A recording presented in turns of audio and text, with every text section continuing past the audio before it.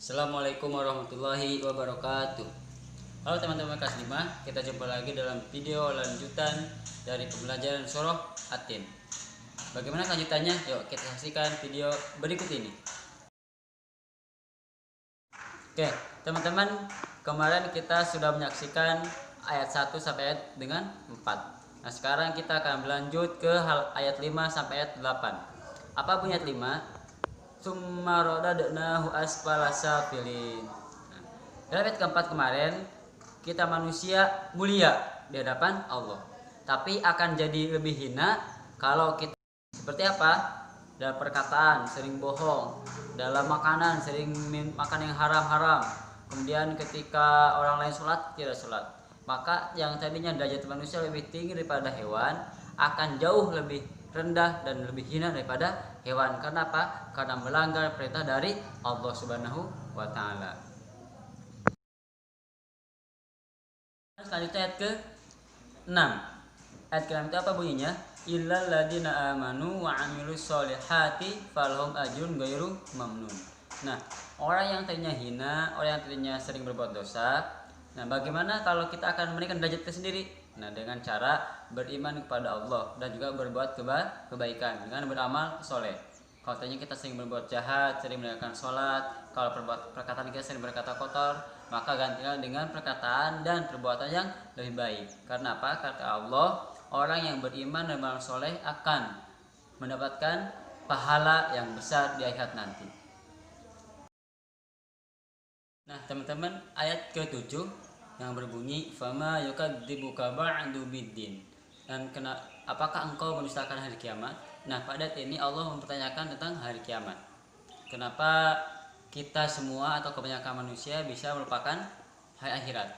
Supaya apa? Supaya kita jadi ingat, oh nanti ketika habis hidup di dunia ini akan meninggal dan akan hidup yang kekal di akhirat nanti. Maka sebagai peringatan kita supaya apa? Mempersiapkan bekal di akhirat nanti. Dengan ayat ini Allah mengingatkan kepada kita semua supaya apa? Amal soleh yang kita lakukan di dunia akan mendapatkan balasan di akhirat kelak. Dan juga sebaliknya, ketika kita berbuat kejahatan, maka Allah akan membalasnya dengan siksaan di akhirat kelak. Maka di sini Allah bertanya kepada kita, fama yukadzibuka ba'du biddin. Apakah yang membuatmu mendustakan hari akhir? Nah, jadi dengan ini kita percaya bahwa hari akhir atau hari kiamat akan datang. Kita akan masuk neraka ataupun masuk surga, tergantung hidup kita di dunia. Ayat terakhir yaitu ayat ke-8. Alaihissallahu biahkamil hakimin. Yang artinya, bukankah Allah itu sebaik-baiknya hakim atau seadilnya hakim?